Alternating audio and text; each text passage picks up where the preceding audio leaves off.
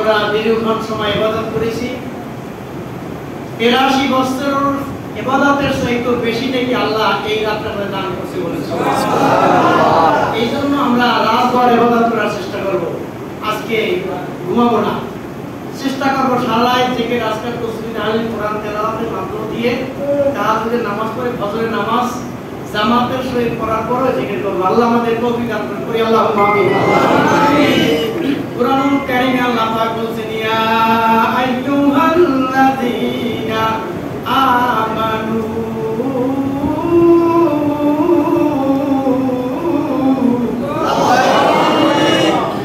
আল্লাহ পাক বলেন, হে ঈমানদারগণ। ঈমানদারদেরকে বলা হয়েছে হে ঈমানদারগণ। আমরা সবাই ঈমানদারগণ না ভাই? আল্লাহ পাক বলছেন, আকিমিস সালাহ,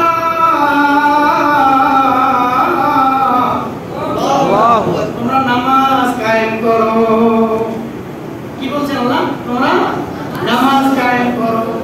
এই কায়েম করা মানে কি? আমি নিজে নামাজ পড়বো, আমার ঘরে ছেলে মেয়ে পড়বে, স্ত্রী পড়বে, আপনি আমি মারা যাব, আমার ছেলে মেয়ে পড়বে, ছেলে মেয়ে মারা যাবে, আমার নাতিরা পুতিরা পড়বে।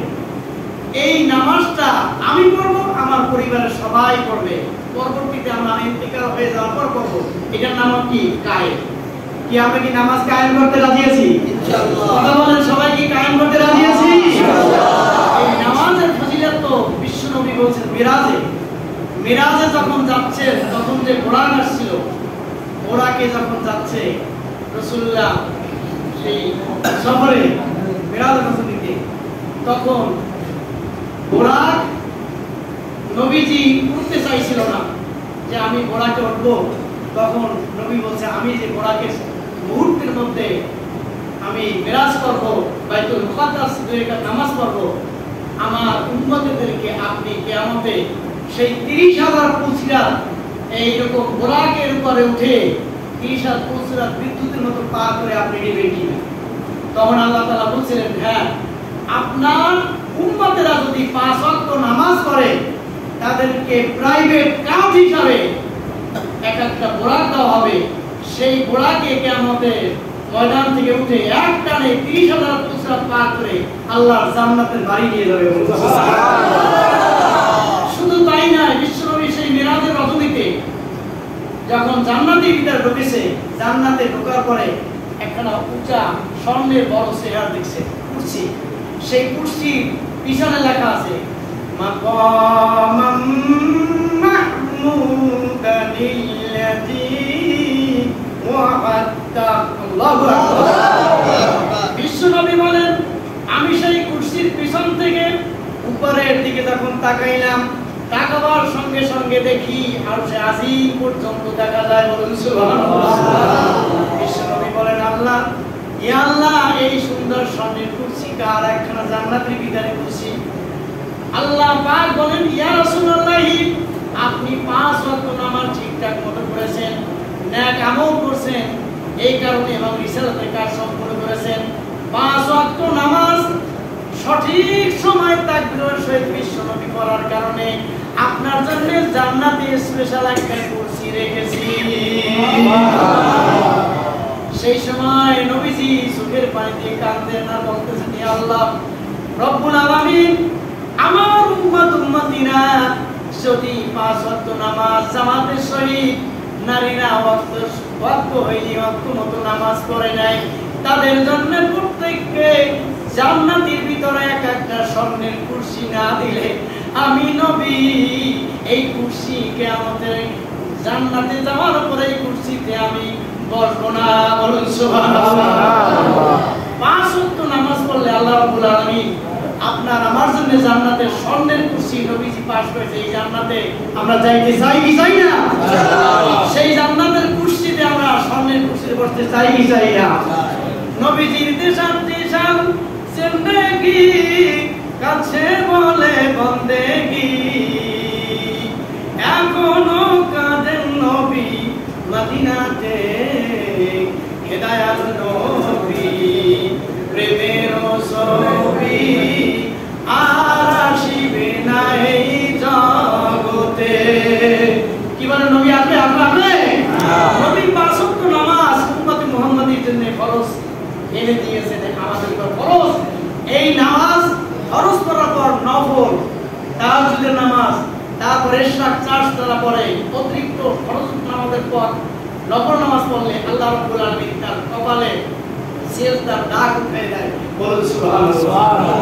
সিজদার দাগ উঠে যায়। কোরআনে আল্লাহ বলেন সিমাহুম ফি উজুহিহিম মিন আসারিস সুজুদ।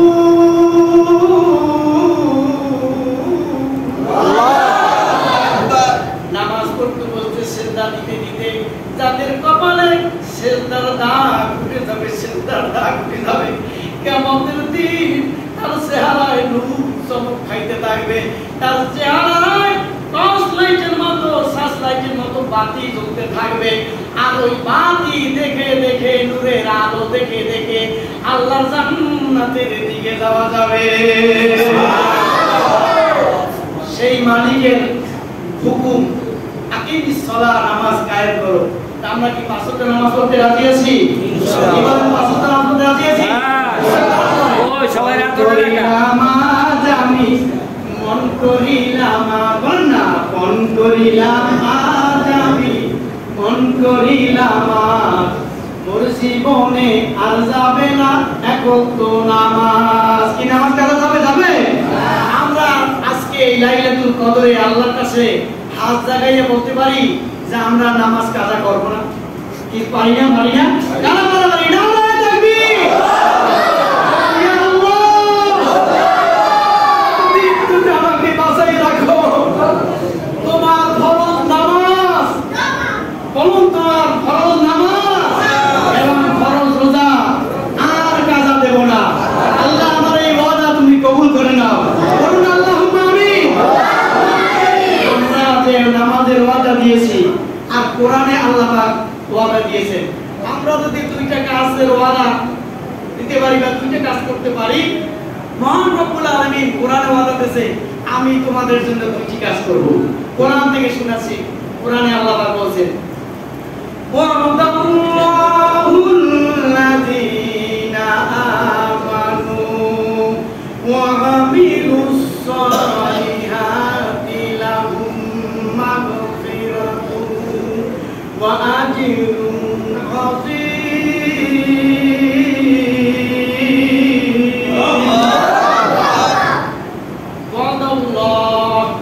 আল্লাহ ওয়াদা করেছেন আল্লাযীনা আমানু, যারা ঈমান এনেছে আল্লাহর উপরে, ওয়া আমিলুস সালিহাত, এবং সৎ কাজ করেছে। কি করেছে? দুইটা কাজ। একটা আল্লাহর উপর ঈমান, আরেকটা কি? সৎ কাজ। আর আল্লাহর যত ভালো কাজ করতে আমাদের নির্দেশ দিতে, এই ভালো কাজ, সৎ কাজগুলো করা। ঈমানদার ঈমানের ঠিক রাখতে যাইয়া অইসলামিক কাজ বা বেঈমানের যে সমস্ত কাজ করে, ওই কাজগুলো নিজের দিলের ভিতরে অনীহা, তুচ্ছ, খারাপ মনে করা, এটাকে একেবারে মনের ভিতরে কষ্ট আনা, এটা হলো ঈমানদারের কাজ। কথা বুঝতে পারছেন? তাহলে এক নম্বরে কি? ঈমান আনা। দুই নম্বরে কি? সৎ কাজ। আমরা জেগে আজকাল নামাজ, দোয়া, কালাম, কোরআন তেলাওয়াত, এগুলো কি সৎ কাজ না সৎ কাজ? এই যে মসজিদ মাদ্রাসা দিয়েছে, এগুলো কি সব সৎ কাজ?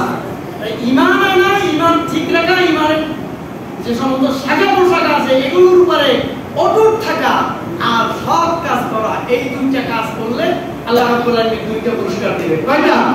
এক নম্বরের পুরস্কার লাহুম মাগফিরাতুন।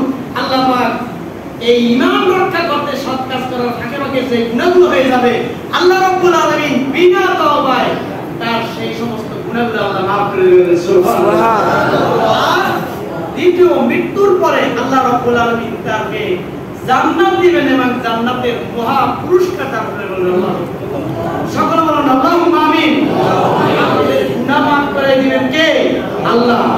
আর জান্নাত দান করবেন, এবং জান্নাতে বলা হয়েছে আযীম, মানে মহান জান্নাত। মহান জান্নাতের নাম কি? জান্নাতুল ফেরদাউস। আল্লাহ পাক এরকম সৎ কাজ এবং ঈমান ঠিক রেখে সেই জান্নাতুল ফেরদাউসে আমাদের প্রত্যেককে মেহমান হওয়ার তৌফিক দান করুন। সকলে আল্লাহর কাছে সাহায্য করি। আল্লাহুম্মা আমিন।